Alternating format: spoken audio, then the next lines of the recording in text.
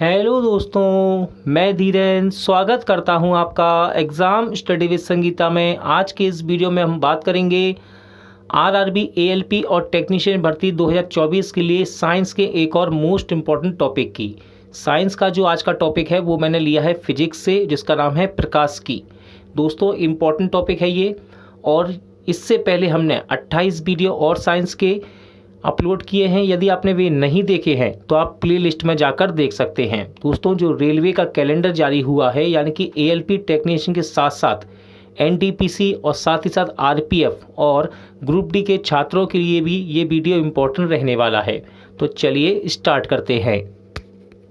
प्रकाश की optics endoscopy किस सिद्धांत पर कार्य करता है? इंपॉर्टेंट क्वेश्चन है ये। एंडोस्कोपी प्रकाश के पूर्ण आंतरिक परावर्तन पर कार्य करता है। धूप के चश्मे की क्षमता कितनी होती है? तो धूप के चश्मे की क्षमता होती है 0 डायोप्टर। एक समतल दर्पण की वक्रता त्रिज्या कितनी होती है? राइट आंसर है अनंत। कितनी होती है? अनंत। प्रसारी ब्रह्मांड की संकल्पना किस सिद्धांत पर आधारित है? तो ये डॉपलर प्रभाव पर आधारित है। जल में वायु का बुलबुला किस प्रकार के लेंस की तरह व्यवहार करता है? इंपॉर्टेंट क्वेश्चन है। तो जल में वायु का बुलबुला अवतल लेंस की भांति कार्य करता है। खोज बत्ती यानी कि सर्च लाइट में कौन सा दर्पण प्रयुक्त होता है? राइट आंसर है अवतल दर्पण। कौन सा? अवतल दर्पण। रमन प्रभाव का संबंध किस प्रकार की किरणों से है? तो रमन प्रभाव का संबंध सभी पारदर्शी माध्यम की किरणों से है। इंपॉर्टेंट है क्वेश्चन। अंतरिक्ष यात्री को आकाश का रंग कैसा दिखाई देता है? राइट आंसर है काला। बार बार रिपीट होता है क्वेश्चन। निकट दृष्टि दोष को दूर करने के लिए किस लेंस का प्रयोग किया जाता है? सही आंसर है अवतल लेंस का। दूर दृष्टि दोष निवारण हेतु किस लेंस का प्रयोग करते हैं? सही आंसर है उत्तल लेंस का। प्राथमिक रंग कौन से हैं? तो याद कर लीजिए नहला। ऐसे याद कर लीजिए नहला, नीला, हरा, लाल, ये प्राथमिक कलर हैं। ठीक है, प्राइमरी कलर्स। आगे बढ़ते हैं। वस्तुओं के त्रिविमीय यानी कि 3D प्रतिरूप को अंकित करने और पुनरावृत्त करने की तकनीक को क्या कहते हैं? तो इसको बोला जाता है होलोग्राफी। क्या कहते हैं? होलोग्राफी। लेंस की क्षमता क्या होती है? तो लेंस की क्षमता यानी कि लेंस की क्षमता का मात्रक कह सकते हैं, तो ये होता है डायोप्टर। स्पष्ट दृष्टि की न्यूनतम दूरी कितनी है? तो स्पष्ट क्लियर विजन की न्यूनतम दूरी है 25 सेंटीमीटर। तंतु प्रकाशिकीय संचार में संकेत किसके द्वारा प्रदान किया जाता है? आंसर है प्रकाश तरंगों के द्वारा। कैमरे के किस भाग से आंख की रेटिना की तुलना की जाती है? इंपॉर्टेंट क्वेश्चन है। तो ये होता है फिल्म। प्रकाश तंतु ऑप्टिकल फाइबर किस सिद्धांत पर कार्य करता है? एग्जाम में आता है ये क्वेश्चन कई बार। तो ये पूर्ण आंतरिक परावर्तन पर काम करता है प्रकाश तंतु। मृग मरीचिका यानी कि मिराज किसका उदाहरण है? तो ये प्रकाश का पूर्ण आंतरिक परावर्तन का ही उदाहरण होता है। प्रकाश तरंगों के वायु से कांच में जाने पर उनमें उनके कौन से गुण प्रभावित होते हैं? तो तरंगदैर्घ्य और वेग प्रभावित होते हैं। जब प्रकाश एक माध्यम से दूसरे माध्यम में प्रवेश करता है तो क्या अपरिवर्तित रहता है? तो देखिए उसकी आवृत्ति यानी कि फ्रिक्वेंसी अपरिवर्तित रहती है। Important question. प्रकाश संश्लेषण की क्रिया में ऊर्जा का रूपांतरण किस प्रकार होता है? तो देखिए इसमें प्रकाश ऊर्जा रासायनिक ऊर्जा में बदलती है। दाढ़ी बनाने के लिए किस दर्पण का प्रयोग किया जाता है? एग्जाम में रिपीट होता है क्वेश्चन। तो ये है आपका अवतल दर्पण। प्रकाश सजावट के लिए विसर्जन लैंपों में किस गैस का प्रयोग किया जाता है? तो ये होती है नियॉन गैस। कौन सी? Neon gas. किस रंग का तरंगदैर्घ्य सबसे अधिक है? तो लाल रंग का तरंगदैर्घ्य सबसे अधिक होता है। किस रंग का तरंगदैर्घ्य सबसे कम है? तो ये है बैगनी। बैगनी रंग का तरंगदैर्घ्य सबसे कम होता है। दोनों ही इंपॉर्टेंट क्वेश्चन है ये, एग्जाम में और प्रैक्टिस सेट में आपको अक्सर देखने को मिलते हैं। क्षैतिज के समीप सूर्य एवं चंद्रमा की दीर्घ वृत्ताकार दिखाई देने का क्या कारण है? तो ये होता है प्रकाश का अपवर्तन के कारण ऐसा होता है।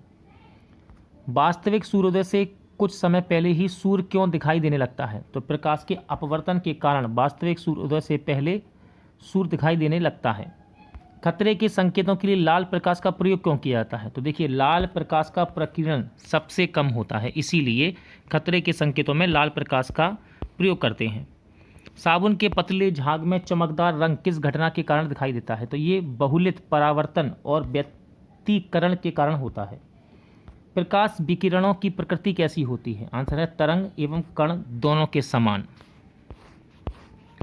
किसी अपारदर्शी वस्तु का रंग उस रंग के कारण होता है जिस रंग को वह परावर्तित करता है।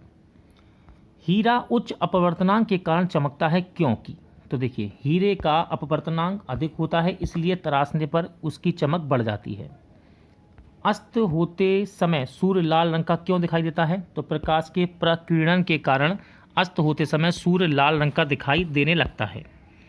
एक इलेक्ट्रॉनिक पुंज को फास्फोरस कोटेड पर्दे पर फोकस करके प्रतिबिंबों को पर्दे पर प्रदर्शित करना क्या कहलाता है? तो उसको बोलते हैं रोटर स्कैन।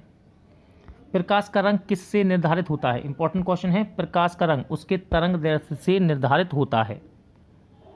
पढ़ने में काम आने वाला दर्पण कौन सा लेंस है उसमें प्रयुक्त होता है? कौन सा लेंस प्रयुक्त होता है? सही आंसर है उत्तल लेंस। दूरदर्शन के संकेत एक निश्चित दूरी के बाद क्यों नहीं मिल पाते? देखिए, पृथ्वी की सतह वक्राकार होने के कारण दूरदर्शन के संकेत एक निश्चित दूरी के बाद नहीं मिल पाते। दूरदर्शन प्रसारण में श्रव्य संकेतों का प्रेषण करने के लिए किस तकनीक का प्रयोग किया जाता है? तो यह है आवृत्ति मॉड्यूलेशन, यानी कि फ्रीक्वेंसी मॉड्यूलेशन, FM। किसी व्यक्ति का पूरा प्रतिबिंब देखने के लिए एक समतल दर्पण की न्यूनतम ऊंचाई कितनी होनी चाहिए? तो याद रखिएगा, व्यक्ति की ऊंचाई की आधी होनी चाहिए। वाहनों में पृष्ठ दृष्टि दर्पण यानी कि पीछे की चीज़ों को के रूप में दृश्य अवलोकन के लिए किस दर्पण का प्रयोग करते हैं? आंसर है उत्तल दर्पण का। इंपॉर्टेंट है क्वेश्चन। दृष्टिपटल यानी रेटिना किस प्रकार का चित्र बनता है? तो रेटिना पर वस्तु से छोटा व उल्टा चित्र बनता है। किस रंग के प्रकाश की ऊर्जा सर्वाधिक होती है? राइट आंसर है नीले रंग की। ठीक है, नीले रंग की। एक आंख की अपेक्षा दो आंखों से देखना अधिक स्पष्ट होता है, इसका कारण क्या है? देखिए, इससे देखी जाने वाली वस्तु की दूरी व गहराई का सही अनुमान होता है, इसी कारण। वायुमंडल में प्रकाश के प्रकीर्णन का प्रमुख कारण क्या है? आंसर है वायु में उपस्थित धूल कण। बैगनी रंग का तरंग दैर्ध्य कितना होता है? तो ये होता है 3900 से 4460 एंगस्ट्रॉम। नीला या जामुनी रंग का तरंग दैर्ध्य कितना है? तो यह है 4460 से 4450 एंगस्ट्रॉम।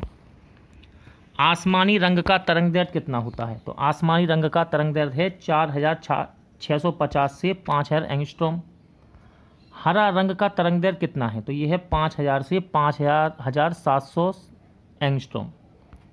पीले रंग का तरंग दैर्ध्य कितना है? तो 5700 से 5900 एंगस्ट्रॉम होता है पीले रंग का तरंग दैर्ध्य। नारंगी रंग का तरंग दैर्ध्य कितना होता है? तो ये होता है 5900 से 6200 एंगस्ट्रॉम। लाल रंग का तरंग दैर्ध्य कितना है? आंसर है, ये इंपॉर्टेंट, लाल रंग का और बैगनी रंग का दोनों इंपॉर्टेंट है। लाल रंग का तरंग दैर्ध्य है 6200 से 7600 एंगस्ट्रॉम। अगला क्वेश्चन है, ध्वनि के पुनरुत्पादन के लिए CD व ऑडियो प्लेयर में क्या प्रयुक्त होता है? आंसर है लेजर बीम।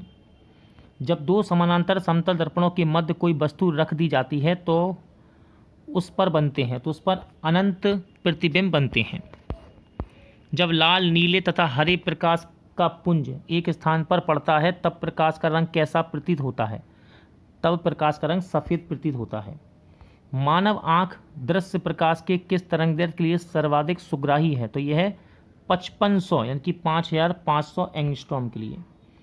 सूर्य के प्रकाश को पृथ्वी तक पहुंचने में कितना समय लगता है? तो देखिए, लगभग 8.3 मिनट, ऐसा भी लिखा मिलेगा आपको प्रैक्टिस सेट में, और ये भी मिलेगा आपको बुकों में 8 मिनट 16.6 सेकंड। ठीक है, दोनों ही सही हैं। जब प्रकाश किसी प्रिज्म से होकर गुजरता है तब अपवर्तनांक के पश्चात सूर्य का प्रकाश अपने विभिन्न वर्णों यानी कि रंगों में विभाजित हो जाता है। इसे क्या कहते हैं? तो इसको बोलते हैं प्रकाश का वर्ण विक्षेपण। इंद्रधनुष के सही रंगों का अनुक्रम क्या है? तो देखिए, बैगनी, नीला, आसमानी, हरा, पीला, नारंगी और लाल। सूर्य से आने वाली प्रकाश किरणों को किस दर्पण की सहायता से एक बिंदु पर केंद्रित किया जा सकता है? तो यह है आपका अवतल दर्पण। पूर्ण सूर्य ग्रहण के समय सूर्य को नंगी आंखों से देखने से आंखों को क्षति पहुंचती है। रेटिना के जलने के लिए सूर्य की कौन सी किरणें उत्तरदायी हैं? तो ये होती हैं परावैंगनी किरणें यानी कि अल्ट्रा वायलेट किरणें।